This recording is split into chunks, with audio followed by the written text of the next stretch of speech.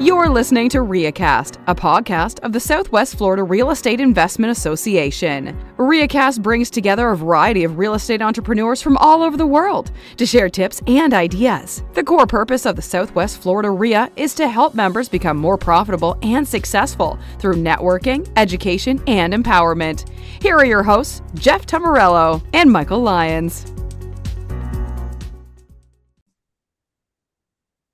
I am Jeff Tumbarello, one of the directors of the Southwest Florida REIA, with the other director, Mike Lyons. How you doing, Mike? Good, man. How are you? Good. So Good. we had our general meeting last night. We talked about the market. What'd you think? Oh, it's excellent. You know what? Very good information about what's actually happening. I know when you share information, you make it very clear it's research for you, but you're sharing with the group. It's how you make decisions and how you're going to approach business. But just actual raw data instead of there was no agenda. This is what the numbers say, which is the best way to approach it. I mean, I think that was fantastic. Yeah, I enjoyed it. You explained very well what was going on in the market, while at the end going, I'm not 100% sure what's going to happen. We got to monitor it. You got to be weekly on that. What did that agent say that you kind of quoted about checking the recent reductions? Oh, it's a meme. Yeah. I've seen it all over Facebook now, but it is, you're not going against last year's sales. You're going against this year's price reduction. Yeah, it's true. I'm sorry, this week's price reduction. Price reduction. Yeah. Market's moving fast. Let's talk about a couple things, and then we're going to talk about particularly why this time of the year is kind of how you set up for success. But my computer seems to be running slow. It's tired from all the data work. Well, while you're doing that, I'll mention, we talk about some of the individuals of our group that are extremely successful and have done a really good job. And I think a lot of that has to do with their willingness to get up early and work late sometimes and to kind of grind it out. I mean, that has a huge impact on whether or not they're going to be successful. We kept talking about Kevin at the meeting. Real successful guy, hardworking, but he's nonstop. No, he's an absolute beast. He just you call him whenever he answers the phone too. And that's the key to it, is just grinding. But let's jump back into that slide. So this is an interesting thing that you should always kind of have in the background if you're operating in our market, is that this is from 2021 to 2025, every month averaged. Really, it's not really about these numbers. It's really about the pattern. Highest pricing of the year tends to be here. Lowest pricing tends to be here.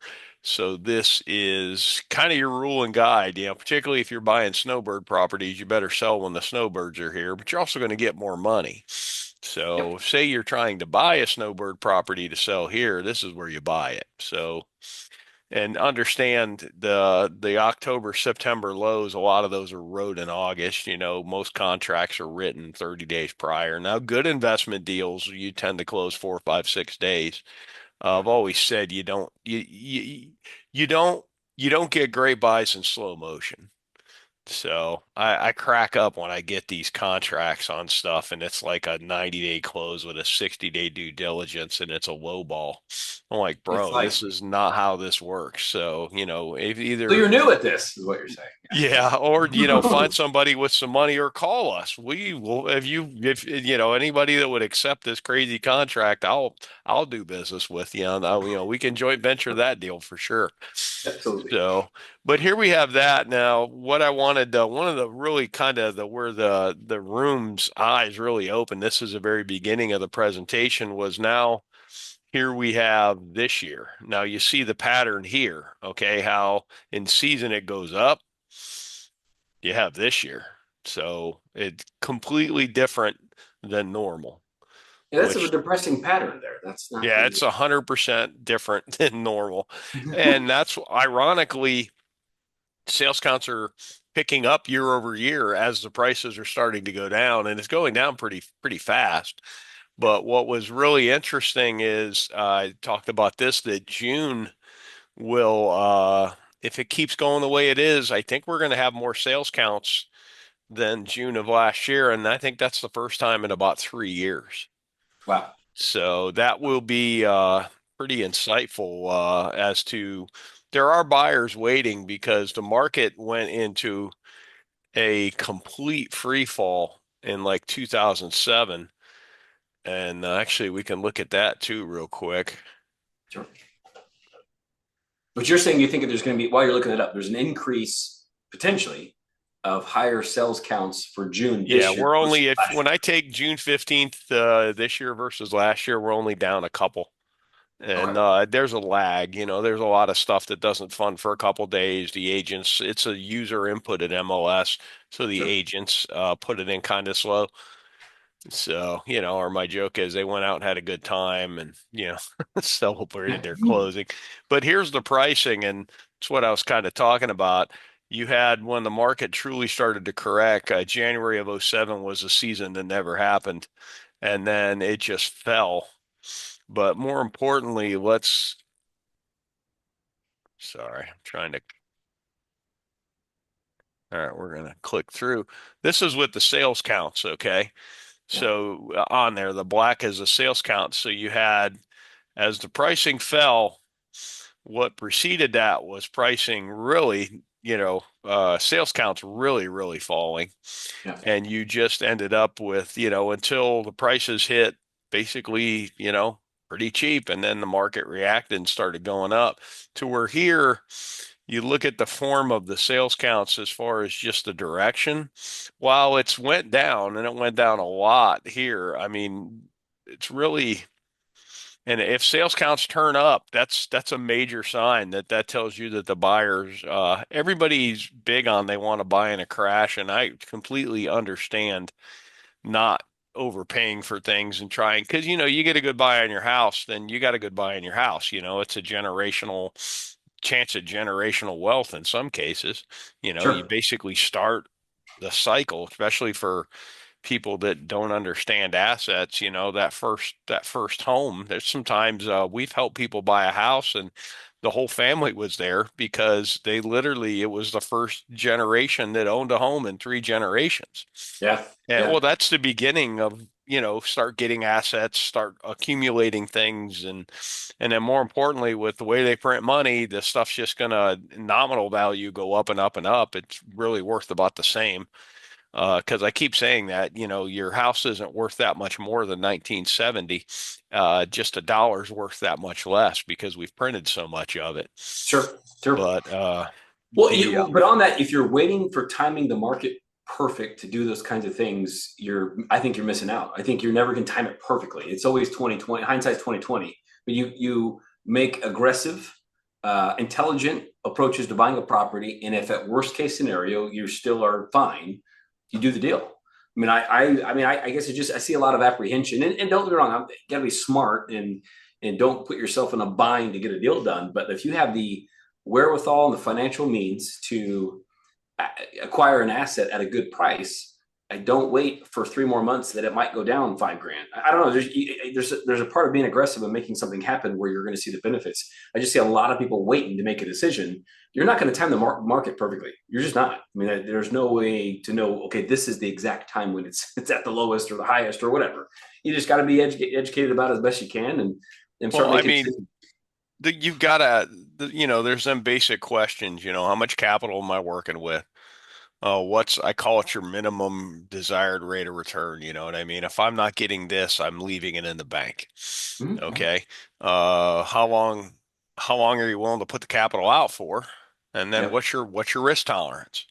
Yep. You know what I mean? And that's and you got to kind of answer that. But the number one thing is to make sure whatever asset you're buying will actually pay you to own it. Yep. Because the biggest thing, like 2005 and six, they were buying assets that did not pay them to own them. I mean, it Oh. didn't even break even to own them.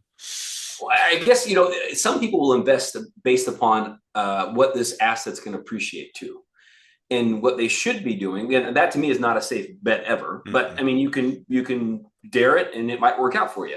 But also could go the total opposite direction. But if you're not really basing this even off of appreciation, even if it goes down a little bit, but your cash flow on the property you're going to buy and own for a while. So your cash flow goes from 500 a month down to 200 if the market shifts, but you're still 200 a month positive cash flow. Okay, you're good. But if you're and all things are perfect and I have no major repairs or no major issues, and I'll break even $100, I'll break even or cover $100. That's not a good asset to No. own. That's not, especially in a market that's fluctuating in prices and values. So if there's enough cushion, make a decision, buy something, buy the property, but be wise about it. I've never seen an asset. This is going to piss off a bunch of people. The $250 to $450,000 single family home rarely cash flows if you have a mortgage on it with taxes and insurance in our area anyway. You just got to be real wise about it. Now, again, you're doing a 1031 exchange from California and you're bringing, $1.5 million here to buy 4 or 5 houses. That makes sense. But if it's your first investment for rental property, you're putting 10% down or so with today's market and rents and taxes and insurance and the cost. That's a scary investment unless you've got some money to lose potentially if the market goes down a little more. You just got to be smart about it. I mean, It really boils down to your financial picture. If you're, you've got a really great job and, paying taxes at the end of the year is an issue. That's one thing, but that's why before you do this, you should sit with some qualified people, not just the person selling it to you. Sit down with your accountant. My joke is take the grumpiest, most conservative uncle, talk to him, and then talk to the cousin that goes to the casino and puts everything on black on a roulette wheel and put that in the blender. But every family's got a little mix of that. But you really need to talk to your tax person. You need to talk to, if you have a financial guy running your money, you need to talk to them.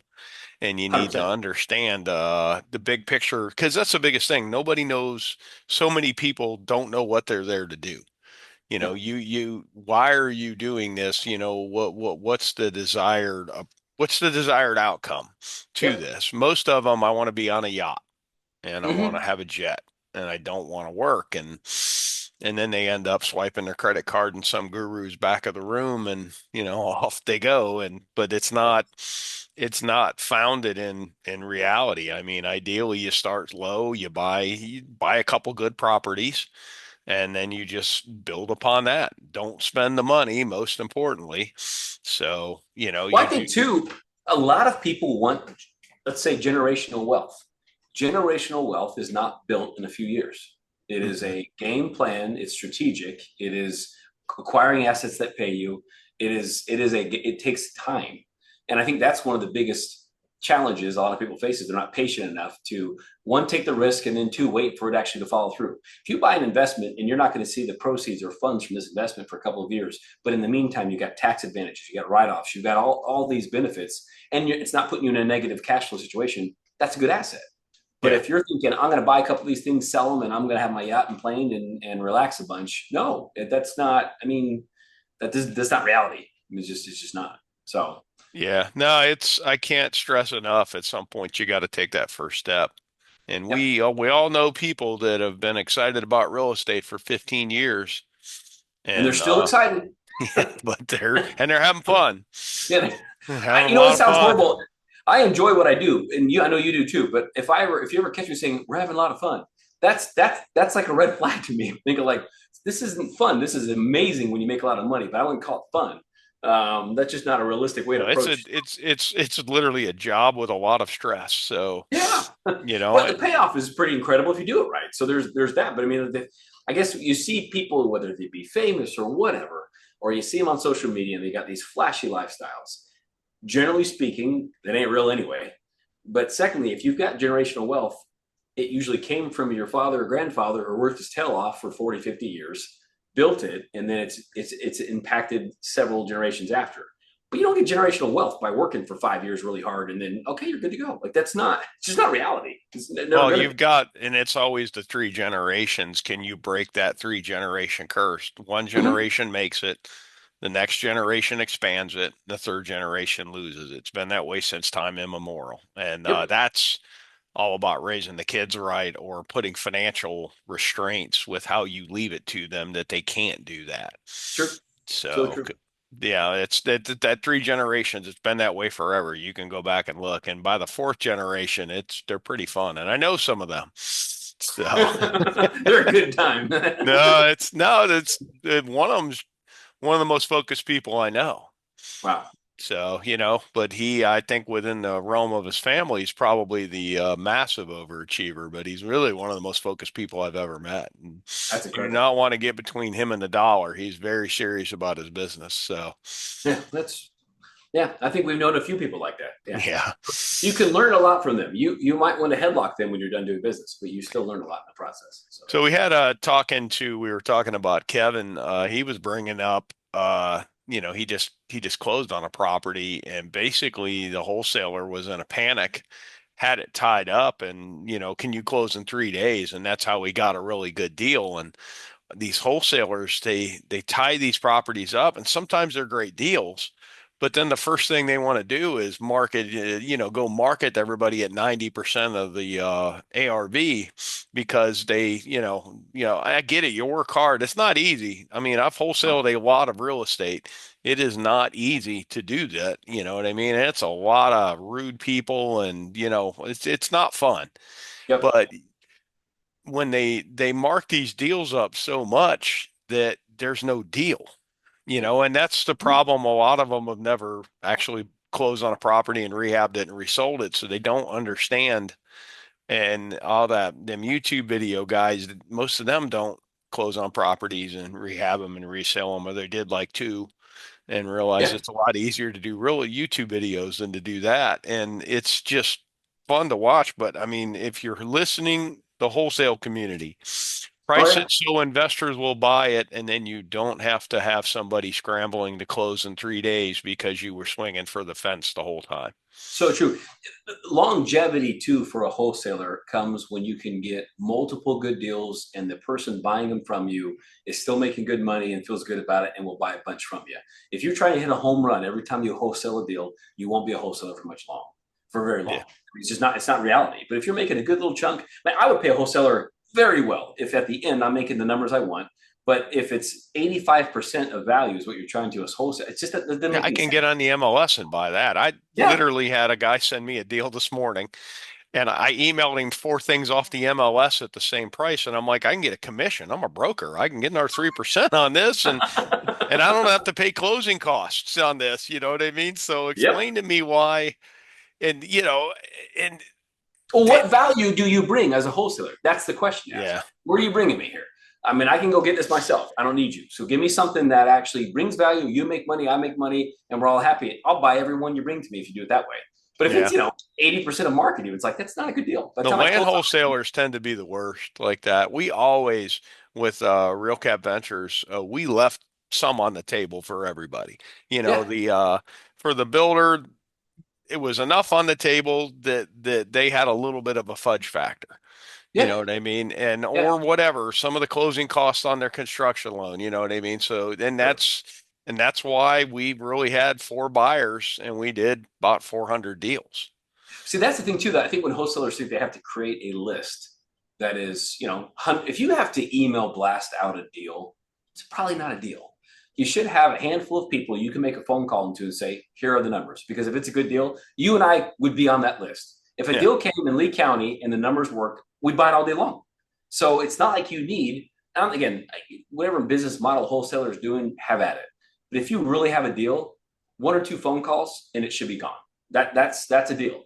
When you're having to sell it to the investor because it's like so marginal or at best, it's not a deal. It's not worth putting it out there to the public, because then you're not taken seriously anymore after seven deals come across your table from the same person and there's no equity. It's like, all right, well, what do you, this guy's Well, not I serious. had one that was really hoping because I really don't want to build a platform and go chase sellers. It's a lot of work. I'd rather Oh, yeah. just buy deals. Yep. But and like in Georgia, half our deal flow I found, half our deal flow a realtor found. I much more enjoyed Allison bringing us deals. Thank you, Allison. 100%. Thank you, Yeah. Allison. Give a shout Allison, out you to are. her. Yes. Yeah. So, but the this guy, the recent wholesaler, they call you. Okay, tell me what you got. So he had double wide. It was a fallen down wreck, but it was rebuildable. Double wide, Suncoast, slightly oversized, like 0.35 acres. Actually, we always talk about there's mansions being built in like very nice single family houses in Suncoast Estates. It's on the same street. And he's Yep. like 30 grand. So I'm like, I'm leaving my office. I'm gonna walk the property and then I just, shoot me the assignment. I should have just told him send me the assignment and signed it from the house. Yep. So I run over there, I walk it, I researched a couple things and called him back well, we just moved it, sorry. And then he proceeds. So now I'm like, this guy had a great deal, so he's on the radar. And when he calls Yeah. or texts me something, I'm paying attention. Well, the Yep. next four deals have been garbage. Yeah.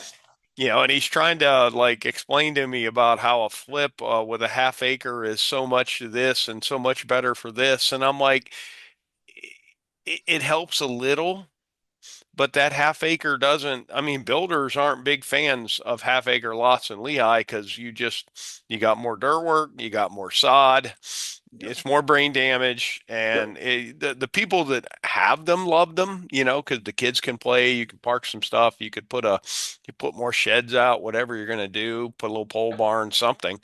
But he's trying to explain to me, and it's funny because he's pitching like a realtor pitching, and I'm like, dude, you're a wholesaler. This would be numbers, not, I'm going to make this much money, not you're trying to pitch me like I'm an end user buying the property. There should be no hype associated with a wholesale deal if it's a very good deal. There's no hype. Yeah, There's no sell. It's here's the numbers. I mean, why would you not buy this? Is how it should be. I mean, yeah. that's how wholesale deals should work. It's just different. I mean, that guy needs to get a license and start selling real estate. Normally he'd probably do better at it. At Yeah. some point, they're gonna. It's happening around the country. They're starting to tighten up on wholesalers. I think Ohio is making wholesalers put some verbiage on their contract. I Sure. just read about that, and that's going to come because there's some people who've been wrong too. The goofy old guy who just wants top dollar for everything, even though he's got the same kitchen and from 1970, and the wholesaler gives him a number to tie him up that's his dream number, and then shops it around town, and the old guy and his family start making plans Mhm. based on a contract of a guy with no money trying to sell it to me and you for 40% more than it should be. Yeah. Oh And yeah. there's some members of the public, while you're a grown person and you shouldn't be going under contract under assets with people you don't know or situations you don't understand. I think at some point the government will try and step in and regulate it a little more than what it is. But but that house you're talking about had lime green tile in the bathroom, man. And it was Yeah. quality. It, and it's probably well taken care of. It probably is, yeah, yeah. Yeah. But it's not worth, yeah. Oh man, yeah. But you're right. They tie it up, they waste people's time, and they can't close. Again, there are some wholesalers that do a phenomenal job. There's just those that when you do a bad job, everyone hears about it. So I mean, you just got to be careful and Yeah. do the right. That's my favorite seller, though. He's owned the house for 40 years. They haven't updated a thing. He bought it for 8 walnuts and 3 raspberries. And and now he needs $1 million, which I hope you get it, bro. I'm not hating on you, but There's some quality walnuts, man. yeah, might have been 4 raspberries with 8 walnuts, so it's a little more, a little more proportional in the transaction. But That's yeah, fantastic. and that's what we talked about at the meeting, the silver tsunami. That's what we're seeing. Yeah. Is you're seeing the market is flooded with, especially there's within the baby boomer generation, there's three cohorts. Okay, boomer one, two, and three. And they're all kind of different. You know what I mean? Imagine the mid 70 guy in your family versus the 62, 64-year-old one in the family. They're definitely a little different. Yep. So, they grew up in slightly different times. One grew up with Elvis, the other grew up with acid.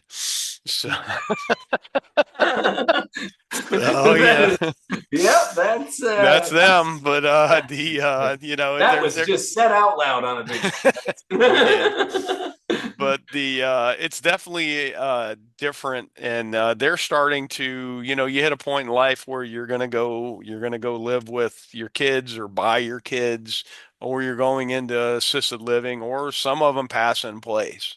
Yeah. And then there becomes that, it's something that the kids are now dealing with. The kids are generally dealing with it when it gets to that point, for the most part. But it's definitely an interesting thing we're facing, because you have a lot of houses, they're owned outright. A lot of them, just going to say, are pretty dated. I mean, and a lot of those type houses, like the roof's good, the windows are good, they spend money on stuff like that. But like the young first-time home buyers, thanks to these house flipping shows, are expecting to walk into, that there's a lazy river in the living room with a dolphin and crystal chandeliers, and you know, And flamingos. Yeah. yeah, but it's a first-time home buyer entry level house, but the expectations are pretty high, and it's becoming a buyer's market, so they're allowed to have those high expectations. But you have what's coming to market is not necessarily what the first-time home buyers want. And it's going to be interesting to see how it plays out, because I was talking to one of my agents, and I'm like, we're talking about the silver tsunami, but I'm like, just because there's a lot of inventory, it's not distressed inventory for the most part. They have a reason to sell, but they have interest in selling, but they really don't have, there's no major intent, like a divorce or a probate or, foreclosure. And so if you think you're going to steal that asset, just get on Marketplace and try and find an old guy named Carl and try and steal his golf cart. Yeah. And See how that goes. Yeah. because Good. Carl is going to get his money. Let So us know when you're doing it so we can pop some popcorn and watch the show. yeah, go meet Carl and lowball Carl and see how it goes. So, I mean, and there's a reason why that generation has accumulated some wealth, because they know how to keep money. Yep. Yep. So, but it's kind of funny with where we are. There's a lot of inventory. Foreclosures aren't that big of a deal right now. I mean, could they become? Yes, they're not now. Not yet. Yeah. We're still under 100 a month in Lee County, and I sat there and had a cup of coffee, and I'm like, what number do I think is where you really start paying attention? And I kind of hit 400, What's the population of the county? What, 800,000? like 840,000. So 100 foreclosures, 840,000 residents. I mean, do the math. Like that's Well, not. there's within the tax roll, there's like 570,000 properties. So like Okay, and again, yeah, that's all over with lots, and you would be shot. I think there's like it's above 10 monasteries, and we actually have a land use code, I think, for monastery. Or so it's pretty funny with if you dump the tax rolls, just how diverse the tax rolls are, and with Lee County, with the amount of uses and all these weird properties that we have. So yeah, if you end up with my God, you've got a foreclosure backlog of 1,200, and you have 570,000 properties. It's not significant. no, no, it's just not. And again, we don't know what's going to happen. Although I'm pretty sure with the amount of cash transactions we've had over the last several years that I don't think foreclosures are going to be an issue. If we had some that came in at decent prices, they'd be bought up pretty quick. Well, I'm So we'll seeing see. private and hard money lenders that could have foreclosed people out, but worked with them. And it's smarter. The only person that wins in the foreclosure is the attorney in the court. Everybody, those guys all get checks they normally wouldn't get.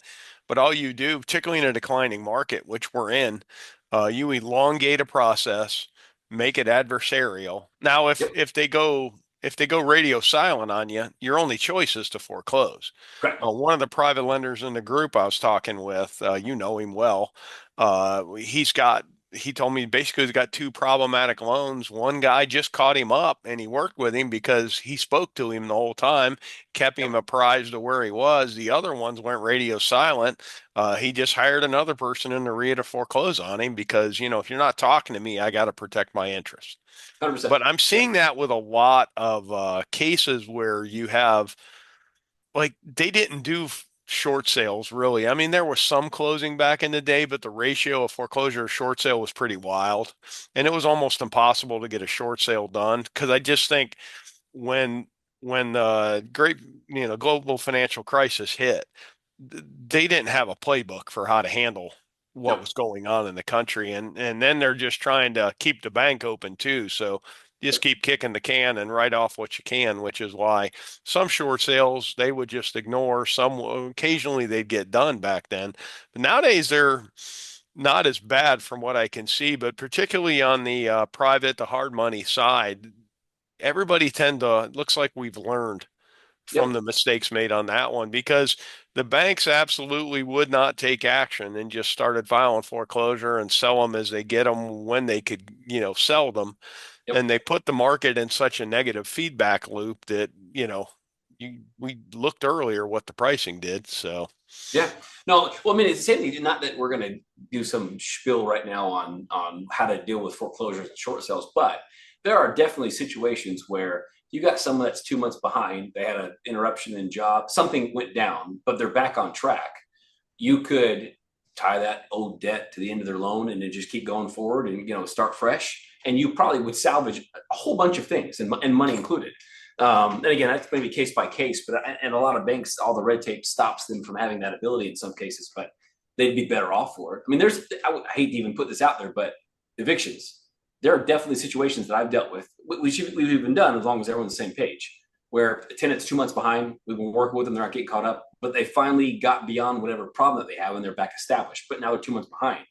And instead of tacking on a bunch of fees, I've had an owner go, you know what? Forgive the 2 months, start fresh at zero balance, and then there's no playing around ever again. They're late. We post a notice, we evict them. I've had that happen where they're good to go. So you avoided a vacancy, you avoided all the brain damage with turnover, all the costs associated with it, and now you save them. So there's a little bit of loyalty. Again, I never bank on loyalty from that situation because that could change in a moment's notice. But you salvage a situation that could have got really ugly and a lot more expensive, but you work with them and everyone wins. And generally speaking, so definitely situations where I think we've learned from the past and approach it differently, and we look better on a spreadsheet. So now let's talk about after, and we'll close the video out. sure. What types of deals, we looked at the information, we last night we actually I thought the room stayed in it for a statistical presentation. Everybody was still awake. An hour later, no one got up. It was pretty impressive. Yeah. Yeah, but what types of deals are coming based on the numbers that we've seen or based on the market that we've seen? Well, so I think we've got to get beyond the surplus that we have. I say surplus. We have a little larger supply. I think you mentioned single family homes are about 8 or 9 months. No, it was the whole market. It's either between 8.6 and 8.8 months. It's kind of flowing a little bit now, up and down. And then the market at a 6-month inventory is an average market. So I don't think we're as. There's people now saying it should be 4, though. Okay. And it was an intelligent argument made why 4 months should be a balanced market. But then for a while we had 2 months, and that was maybe 5. Then I don't. The traditional thing's always been 6. So we're not that far off from a balanced market, and particularly if you take the stupidly priced, doesn't really, while it's listed, it's not really for sale. Yeah. So, but the things to look for, though, I think resale property is where the deals are going to come because they're competing with brand new construction, and you can't compete with all that the upgrades can offer and the prices for brand new versus resale. I think if you're going after properties to buy and rehab, the resale market is where you go after. Brand new, there's an end user for brand new, in many cases, way more for an investor. But I think the 2000, 2005, 2010 homes, and maybe even a little earlier than that, you just got to be careful in flood zones they're in. That's where you're going to be able to buy deals at least in Southwest Florida. I mean, that's my thoughts on it.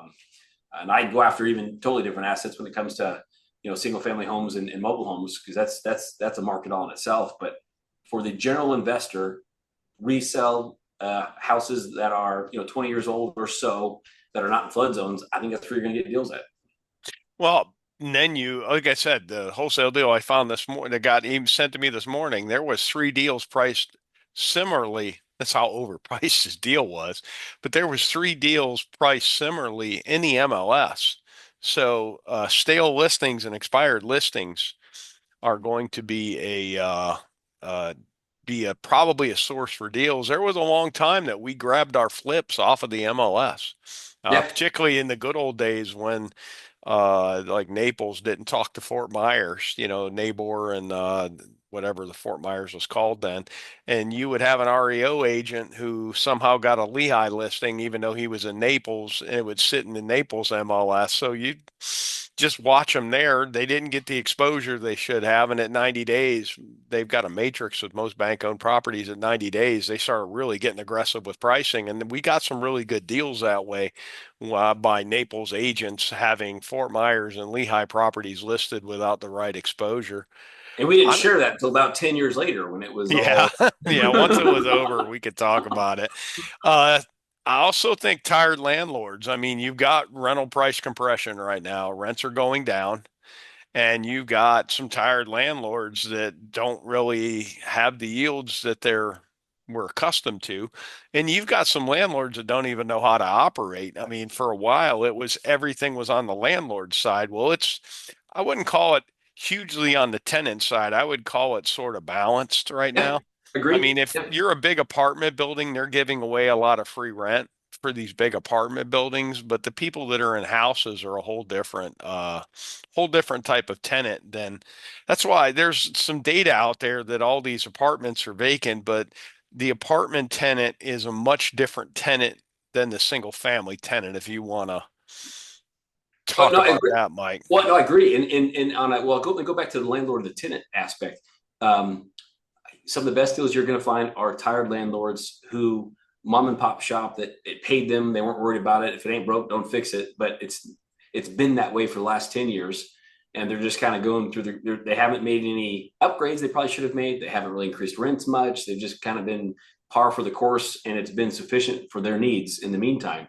And you can find good deals that way. I mean, I'm in a process right now, close on next week on a bunch of properties that is the exact situation.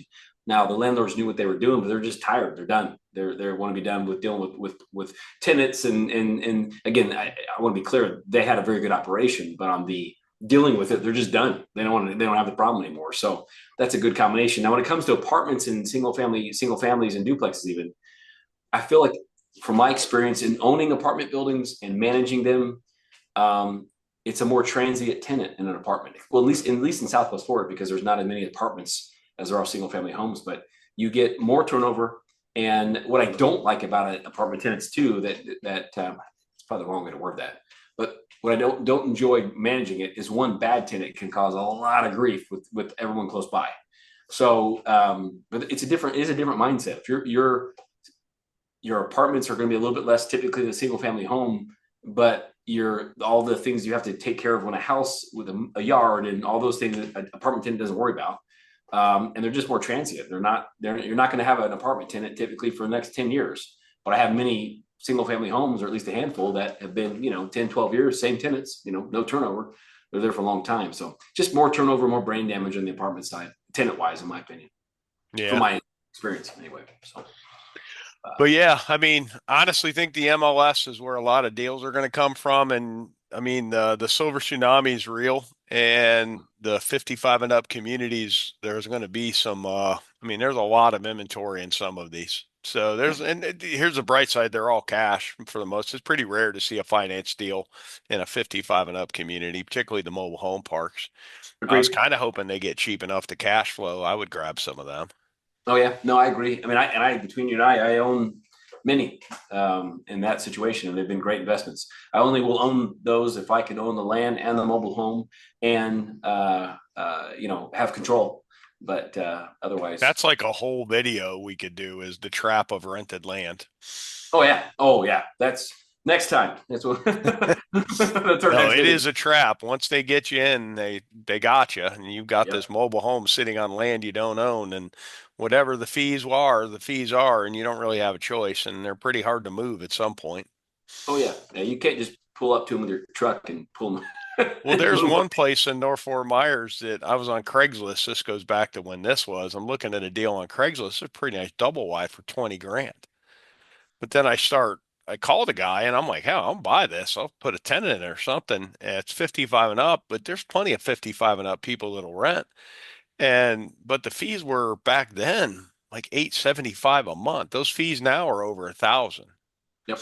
I mean, it's a A nice month. place with golf cart or golf course and all kinds of activities. And you know what I mean?